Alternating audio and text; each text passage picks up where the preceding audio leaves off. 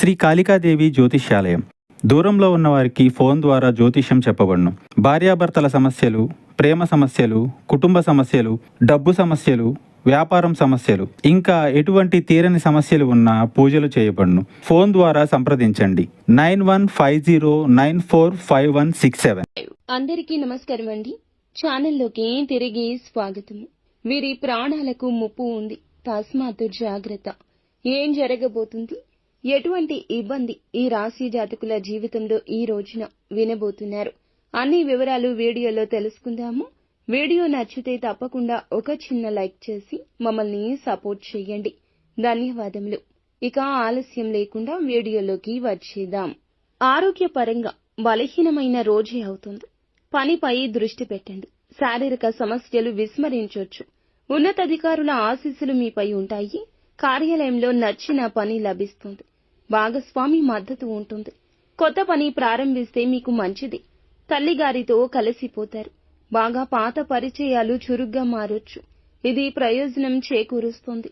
కార్యాలయంలో కొంత పోటీ ఉంటుంది. పనితీరుతో అందరినీ వదిలేస్తారు. అలాగే కుటుంబ విషయాల్లో బాధ్యతల భారం పెరగొచ్చు.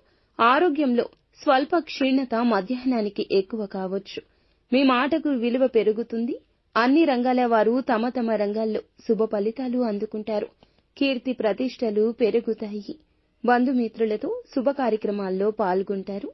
ఆర్థికంగా శుభ యోగాలు ఉన్నాయి. ఆరోగ్యంపై శ్రద్ధ పెట్టండి. మీరు పూర్వగతికి కొత్త మార్గాలు పొందుకుంటారు. స్నేహితులతో మాట్లాడడం ద్వారా మానసిక భారాన్ని తగ్గించుకోవచ్చు.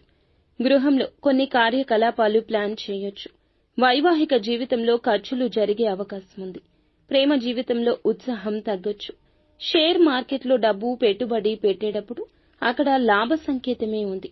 కానీ కొంచెం జాగ్రత్త. ఏదైనా ప్రయత్నం జాగ్రత్తగానే జరగాలి.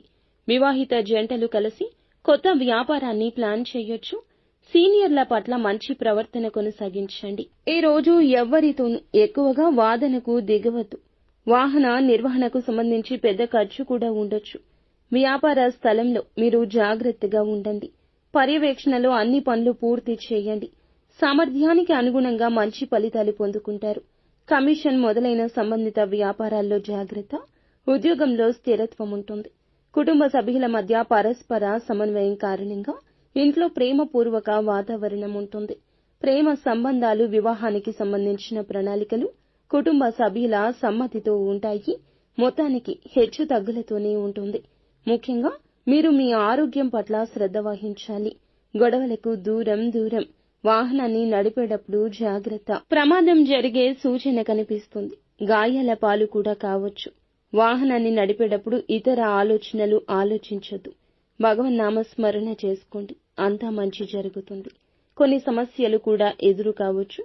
ఏదీ భూతద్దంలో పెట్టి చూడొద్దు. నిత్యం శివారాధన చేసుకోండి. అంతా మంచి జరుగుతుంది.